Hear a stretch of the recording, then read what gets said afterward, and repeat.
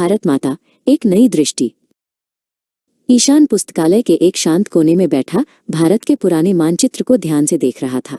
बाहर सड़क से भारत माता की जय के नारों की गूंज सुनाई दे रही थी।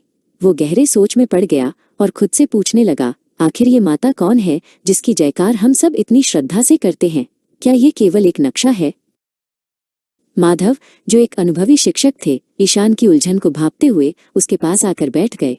उन्होंने बड़ी कोमलता से पूछा, क्या सोच रहे हो ईशान? ईशान ने मानचित्र की सीमाओं की ओर इशारा करते हुए कहा, क्या ये रेखाएं, ये पहाड़ और ये नदियां ही वास्तव में भारत माता है, या ये कोई देवी है जो बादलों में रहती है? माधव ईशान को लेकर गांव के एक खेत की मेड़ पर पहुंचे। वहां बंसी नाम का एक किसान चिलचिलाती धूप में अपने बैलों के साथ मिट्टी जोत रहा था। माधव ने बंसी का हाथ पकड़कर उसका अभिवादन किया और ईशान से कहा, इस मिट्टी की महक को पहचानो। यह बंसी का पसीना है जो इस धरती को उपजाऊ बनाता है। ईशान आगे बढ़कर बंसी के पास गया। बंसी ने अपनी सादगी भरी मुस्कान के साथ अपनी पोटली खोली और अपनी सूखी रोटी का एक टुकड़ा ईशान की ओर बढ़ाया। बंसी ने बताया कि उसका पूरा जीवन, उसकी खुशियां और उसके दुख इसी मिट्टी से जुड़े हैं। ईशान को धीरे धीरे समझ आने लगा कि यह जमीन केवल भूगोल का हिस्सा नहीं, बल्कि करोड़ों लोगों का आधार है। वे दोनों चलते हुए एक विशाल और कल-कल बहती नदी के किनारे पहुंचे। माधव ने दूर पहाड़ों की ओर इशारा करते हुए समझाया कि उत्तर के ये हिमालय, दक्षिण के समुद्र और ये नदियां इस देश का शरीर हैं।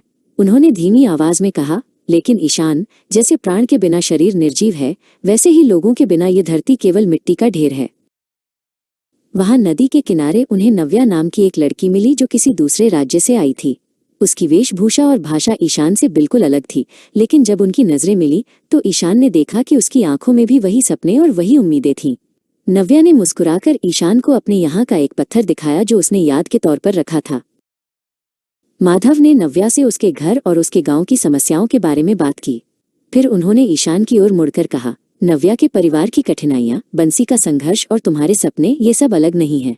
पूरे देश में फैले हुए करोड़ों लोगों के साझा सुख और दुख ही वो धागा है जो भारत को एक बनाता है। कुछ देर बाद ईशान अकेला खड़ा होकर शांत बहते पानी को देखने लगा। उसने अपनी बंद मुट्ठियों को देखा और फिर धीरे से बुदबुदाया, भारत माता की जय।